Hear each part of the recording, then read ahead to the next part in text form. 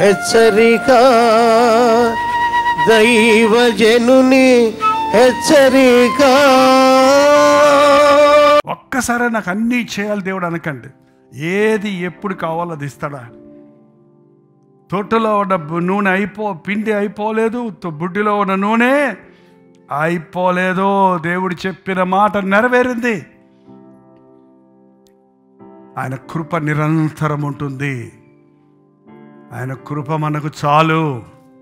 దీన్ని ఏమంటారండి? ఆ విధవరాలు రేపు చచ్చిపోతాం, ఇంకా తిండి లేదన్న పరిస్థితుల్లో కరువు కాలం అంతా ఏ లోటు లేకుండా తను భుజిస్తూ ఒక దైవజనుడిని పోషించగలిగిన స్థాయికి ఆమె దీవించబడింది అన్నప్పుడు ఏంటక ఆమె ధైర్యం, ఆమెకు తోడుందేంటి? దేవుని యొక్క కృప. ప్రపంచమంతా, దేశమంతా కరువుతో కష్టపడుతున్న సమయంలో ఆ పూటకు కావలసిన ఆహారం వాళ్ళు తింటూనే వచ్చారు, కానీ పస్తులు ఉండలేదు. 3 సంవత్సరాలు ఇంచుమించు ఏలియా ఒక్క పూట కూడా పస్తుండలేదు. మీరు ఎప్పుడన్నా పస్తులు ఉన్నారా? ఉపవాసం వేరు, పస్తు వేరండోయ్. ఉండి తినకుండా ఉంటే అది ఉపవాసం, లేక తినకుండా ఉంటే దాన్ని ఏమంటారు? పస్తు. కొంతమంది లేక తినకుండా ఉన్నోళ్ళు ఉపవాసం ఉన్నారని చెప్తారంట. అదేంటి? ఒక్కరోజు కూడా ఏలియా తిండి లేదని దిగులు లేదండి. దేవుడు తన సహాయాన్ని ఎప్పుడు ఆపడు. పస్తుండటం గొప్ప కాదు, పస్తున్నా కూడా బలం ఉండటం అనేది దేవుని ఆశీర్వాదం. తింటేనే బలము. ఏందట నీరసంగా అలా బలం చల్లకుండా రొట్టె వలన మాత్రము కాదు, మరి అది కదా బలం. యెహోవా యందు ఆనందించడంలో ఉన్న బలం. తిండి బలం ఎన్ని రోజులు ఉంటుందండి? నా బలం అదే, నా దేవుని యొక్క బలం. తిన్నామో తినలేదు అది కాదు ముఖ్యం, దేవుడిచ్చే బలం వస్తుంది. యెహోవా యందు ఆనందించాలి. యెహోవా యందు ఇలాంటి వర్తమానాలు వింటున్నప్పుడు, చెప్తున్నప్పుడు నాకు ఎంత బూస్టింగ్ ఉందో తెలుసండి. బూస్ట్ తాగినప్పుడు కూడా రాదు ఎంత శక్తి. అబ్బా, యెహోవా సన్నిధిలో సంపూర్ణమైన సంతోషం ఉంది. నీ బాధలన్నీ వదిలిపెట్టాయి. నీకు తోడై ఉన్న ఆయన కృప చాలు. ఆయన కృపలో మనకు సహాయం చేస్తాడు. 3 సంవత్సరాల వరకు చెప్పినట్టు ఒక్క పూట కూడా పస్తుండక్కర్లేకుండా the best food, the good food. ఏంటంటే కాకులు తెచ్చింది బెస్ట్ ఫుడ్, సరే పెద్ద విధరాలు పెట్టింది గుడ్ ఫుడ్. చక్కగా సమతూకంలో మళ్ళీ ట్రిమ్గా తయారయ్యాడు. ఎలా అంటారేమో, ఎంత ట్రిమ్గా తయారయ్యాడంటే రథంతో పోటీ పడితే రథం గెలిచిందా, ఏలియా గెలిచాడా? మరి బొజ్జ కరిగిపోయింది. సారెపతికి వెళ్ళాక మళ్ళీ అయిపోయారా? ఫిట్ ఫర్ అగైన్, నూతన బలము పొందుతారు. మళ్ళీ పరిగెత్తు నా కోసం. అయిపోయింది నువ్వు దాగుండే సమయం, అయిపోయింది నీవు మౌనంగా ఉండే సమయం. వెళ్ళావు రాజు దగ్గరికి వెళ్ళి మళ్ళీ నేరుగా ప్రకటించావు, ఇదిగో నా దేవుడు వర్షం పంపిస్తున్నాడని చెప్పు. ఎప్పుడు శాపాలే కాదు, ఇదిగో దేవుని కార్యాలు ఇవిగో, దేవుని అద్భుతాలు ఇవిగో అని చెప్పమని చెప్పినప్పుడు వెళ్ళి ప్రకటించడం జరిగిందండి. మారనివాడు మన ప్రభువు, మనకి తోడున్నవాడు మన ప్రభువు. ఏని విషయంలో ఎప్పుడు దేనికి చింతించకండి.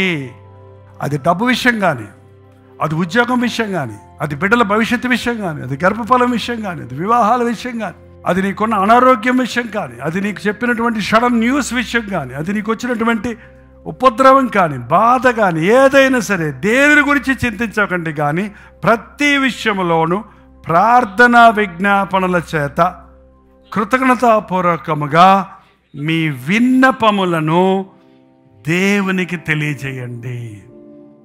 ప్రార్థనతో, కృతజ్ఞతతో మీ విన్నపములను దేవునికి తెలియజేయండి. అప్పుడు సమస్త జ్ఞానమునకు మించిన దేవుని సమాధానము యేసుక్రీస్తు వలన మీ హృదయములకును మీ తలంపులకును కావలి ఉండును. మీ చింత మీలో ఉన్నప్పుడు మీ తలంపులు చెదిరిపోతాయి. మీకు తప్పైన తలంపులు వస్తాయండి. చింతతో ఉన్నవాడికి విసుక్కుంటాడు, కృంగిపోతాడు, డిస్కరేజ్ అయిపోతాడు. కానీ దేవునికి చెప్పినప్పుడు దేవుని సమాధానం మన హృదయాలలో ఉంటుంది కనుక ఎన్ని ఉపద్రవాలున్నా, ఎటువంటి మాటలు విన్నా, ఎటువంటి పరిస్థితులు ఏర్పడినా కలవరపడనక్కర్లేకుండా మన విన్నపాలకు దేవుడు జవాబిస్తాడు. హల్లెలూయా. మిమ్మల్ని కలవరపరుస్తున్న, మిమ్మల్ని కంగారు పెడుతున్న, మీకు లోటుగా ఉందన్నది ఏదైనా ఉంటే ఈరోజు దేవుడు చెప్పినట్టు చెయ్యాలి. చెప్పినట్టు చేసింది విధవరాలు, చెప్పినట్టు చేశాడు దైవజనుడు. చెప్పినట్టు చేసినప్పుడు అద్భుతాలు చూస్తామండి మన జీవితాల్లో. ప్రార్థన. అయ్యా, ఎంత గొప్ప దేవుడు మాకున్నావయ్యా.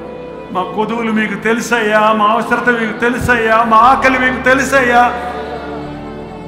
మమ్మల్ని చూచిపోయే దేవుడుగా నీ కృప కొబ్బరించే ప్రభువుగా ఉన్నందుకై మాత్రములయ్యా. మా హృదయ వాంఛలు తీర్చునాయన. మా కుటుంబాలలో నీవు ఉండయ్యా. మొదటి స్థానం నీకు ఇవ్వడానికి సహాయం చేయనాయన. నా బలహీనతలకు మించింది నీ కృప, నా కొరతలకు మించింది నీ కృప, నా అవసరతలు తీర్చేది నీ కృప. నీ దయ చాలయ్యా.